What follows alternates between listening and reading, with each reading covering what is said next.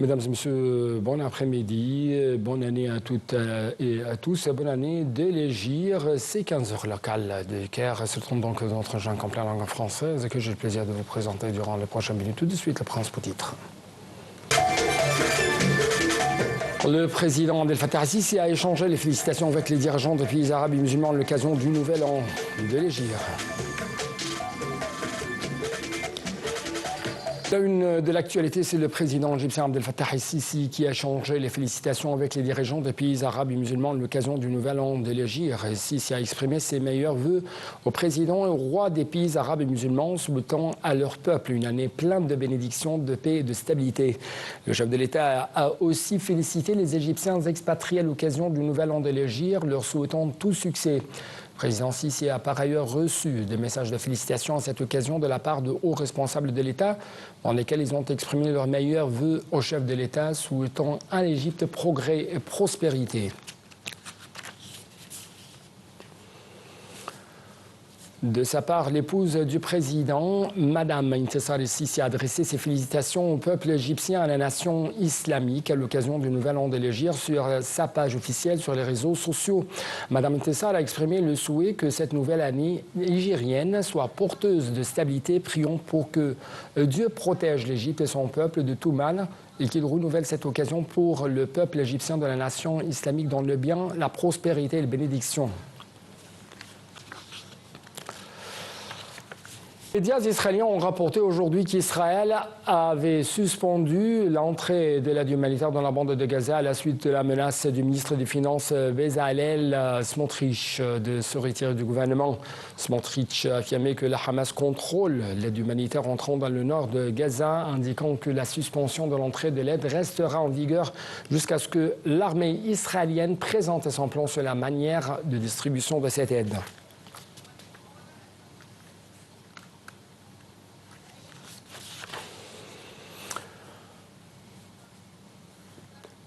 De son côté, l'Agence des Nations Unies pour les réfugiés palestiniens a mis en garde contre la soif extrême qui menace de mort les civils de la bande de Gaza dans un contexte d'effondrement des systèmes d'approvisionnement. Nombre de responsables et de députés israéliens ont refusé les appels lancés hier par le président américain Donald Trump sur l'éventualité d'une annulation immédiate du procès pour corruption du Premier ministre israélien Benjamin Netanyahu, qu'il a qualifié de chasse aux sorcières. Le chef de l'opposition israélienne Yair Lapid a souligné que Trump n'a pas droit d'intervenir dans les affaires judiciaires en Israël. En effet, le Premier ministre israélien est poursuivi pour corruption, fraude, mais aussi abus de confiance. Son procès s'est ouvert en mai 2020, mais a été interrompu par la guerre dans la bande de Gaza. Il a déposé plusieurs demandes de report. Benjamin Netanyahu, le premier chef de gouvernement israélien en exercice, à être jugé au pénal.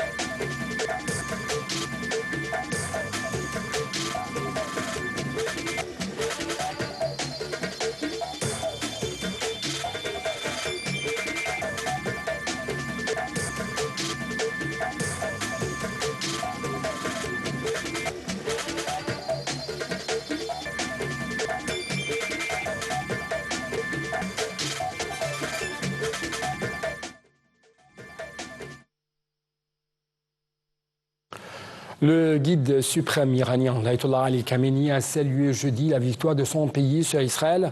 Sa première déclaration depuis l'entrée en vigueur mardi d'un cessez-le-feu ayant mis fin à 12 jours de guerre. Je cite, « Je tiens à féliciter la grande nation iranienne, tout d'abord pour sa victoire sur le régime israélien », fin de citation de Khamenei, qui a été proposé dans un communiqué écrit publié par l'agence de presse officielle IRNA.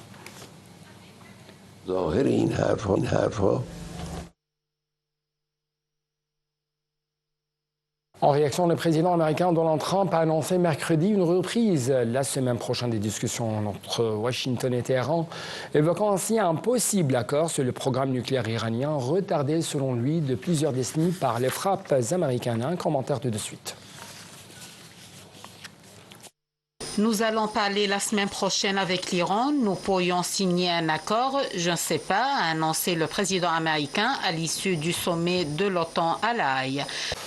La Maison-Blanche a refuté hier l'hypothèse que l'Iran ait déplacé son uranium hautement enrichi avant les frappes américaines. Ce sont des questions autour de l'impact de cette opération militaire sur le programme nucléaire de Téhéran.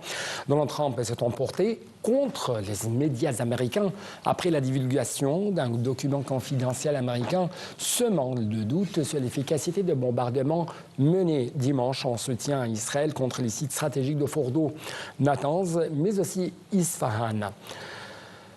Selon lui, les frappes américaines menées en Iran ont provoqué la destruction totale des installations nucléaires visées. Téhéran a admis mercredi que ces installations nucléaires avaient été considérablement endommagées par les bombardements israéliens américains pendant les 12 jours de guerre. Mais des experts ont soulevé la possibilité que l'Iran se soit préparé à l'attaque en évacuant ces quelques 400 kg d'uranium enrichi à 60%, niveau proche du seuil de 90% nécessaire à la conception d'une bombe atomique. Selon le directeur général de l'AIEA, l'Agence internationale de l'énergie atomique a perdu la visibilité sur ce matériel à partir du moment où les hostilités ont commencé.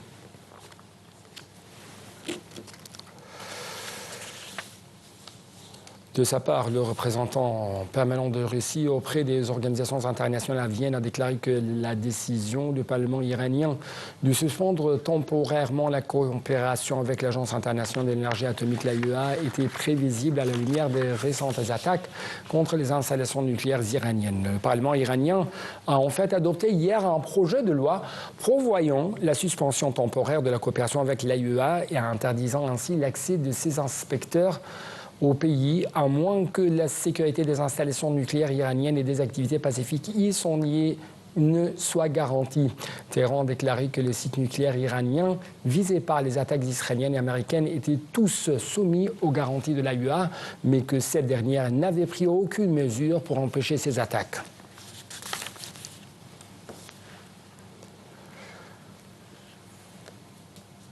Les dirigeants de l'Union européenne ont tenu aujourd'hui leur sommet à Bruxelles au lendemain du sommet de l'OTAN à La Haye. Les discussions devraient se concentrer sur le renforcement de soutien à l'Ukraine et sur le développement au Moyen-Orient ainsi que sur l'examen de nouvelles sanctions contre la Russie. Les pourparlers porteront également sur la poursuite de l'accord de partenariat entre l'Union européenne et Israël dans le contexte d'un rapport d'évaluation.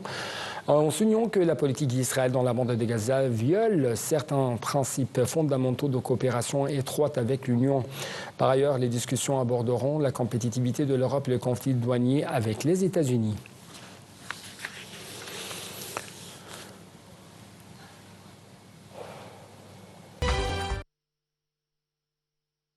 Non, donc cette édition par la météo en Chine. 6 personnes sont mortes dans les inondations survenues cette semaine dans la province chinoise de Guizhou, dans le sud du pays, où les eaux ont commencé à se retirer. Exceptionnel ont balayé depuis mardi le comté de Rongjiang, a rapporté jeudi la chaîne publique CCTV qui précise que les eaux ont commencé à se retirer dans la province sinistrée. 6 personnes ont malheureusement perdu la vie, a indiqué la chaîne, citant l'organe local chargé de la lutte contre les inondations. De nombreuses zones de basse altitude du comté ont été inondées et les infrastructures de certaines villes ont ont été sérieusement endommagées, ce qui a entravé la circulation, généré des coupures d'électricité et piégé des personnes. Ces inondations de Chine causées par des pluies torrentielles ont entraîné l'évacuation de plus de 80 000 personnes dans la province de Guizhou où l'alerte maximale a été déclenchée. Ces inondations surviennent au moment où la Chine subit des conditions météorologiques extrêmes. Sa capitale Pékin a vécu cette semaine l'une des journées les plus chaudes de l'année, poussant les autorités chinoises à émettre la deuxième alerte la plus élevée pour la chaleur. Selon les scientifiques, le réchauffement climatique causé principalement par la combustion du pétrole, du charbon et du gaz accentue la violence et la fréquence de tels désastres climatiques. Mesdames et messieurs, donc avec ce dernier reportage, nous devons clôturer cette édition de notre journal complet en langue française. Merci beaucoup pour votre attention. Toujours bonne suite de nos programmes sur votre deuxième chaîne nationale. Au revoir.